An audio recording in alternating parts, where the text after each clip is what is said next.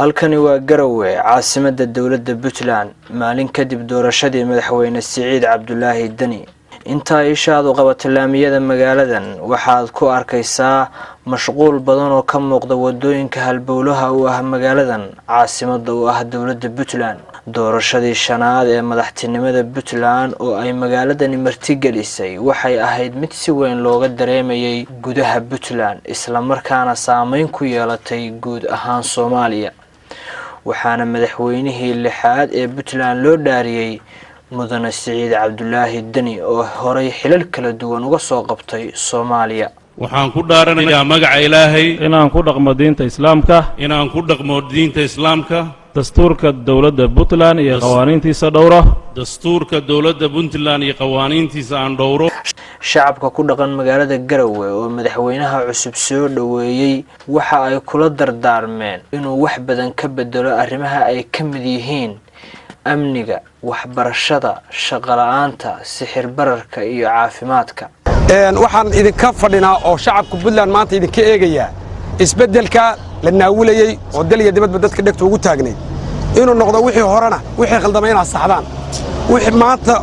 mira dhal oo muhiim oo la taaban karo oo idinku xusuustana aad wadan ku soo kordhisaan sida inaad marka koowaad maamul waxa uu ku dhaqaaqa waa awood ciidanka Puntland maanta noocyadiisa kala duwan waa ogna iyo xaaladaha ay ku sugan yihiin wadanka amni xumada ka jirana waa ogna oo kala duwan waxa rabnaa marka koowaad inaad ciidan ka tayeysiisaan inaad ciidan maanta qaran oo lagu naaloon karo oo dibadda iyo gudaha wax ka qaban kara aad samaystaan awoodda asaadaan qodobka labaad waxa rabnaa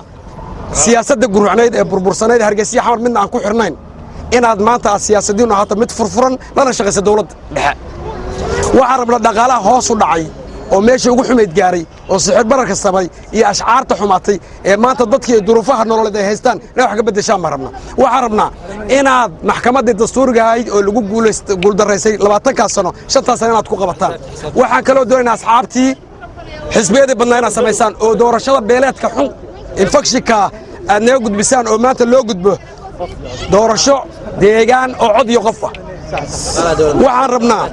rabnaa in hanti dhowrka guud magacyaalka uu shaqeeyaan rabnaa oo wadan ka shaqeeyaan rabnaa waxaan rabnaa isla xisaabtan daahfuran dalka inuu ka dhaco oo la isla xisaabtan waxaan rabnaa in golayaashu aysan isku milmin ee kala madax banaan mid walba shaqada ay qabsataan doonayna anagu maanta haddaanu shacabkeena inta haddaanu idinka weyno ogaada dhaartii waa been annaguna ma idin dhaafi doono waxa maalin walba dhaca maalin walba xukuumadda iyo mas'uuliyiin dambi dalka iyo dalka galay oo aan la xisaabtin oo iska taga dhacaya waxaad ogaan doontaa in la idin la xisaabtay maanta ka bacd wabillahi tawfiiq bismillahir rahmaanir rahiim wa bihi nasta'in ala murdiya wa diin wa sallallahu ala nabiyina muhammad wa ala alihi wa sahbihi wa sallam waxaan leeyahay ummadda reer Puntland meel kasta ay joogtaan baliya dal iyo dibadba ummadda Soomaaliyeedna waxaan leeyahay hambaliyo Puntland waa tii dhashay dawladda federaalka Soomaaliya hooyadii dalka weeye Soomaaliya maanta Puntland labada nin ee la doortay aan labadaba waan aqaanaa aqoon badan baa u leeyahay Dani waxaan wada joognay dawladda federaalka Muqdisho wada joognay ha jilicsanada laakiin waa nin wax tara Ahmed Garaash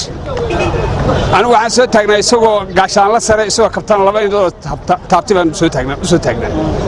1986 bay waxaan markaa qabaa labada nin inay iskala qaybiyaan Ahmed Garaashna nimankan door halka soo tuwan xagga oo aydiyo Danina Daashtan iyo waxaan la sheegayo dalka ku daro xukuumadda cusub waxaanu ka rajaynaynaa mid dalka iyo dadka sida roobka wuxuu doojiyo mid wuxuu doojisay in Ilaahay ka dhigo amiin oo wax tadha dollarka cirka isku shareeray oo dawladda ka horeysay cirka ku shareeday waxa ka qabteen haday wax qabanayaan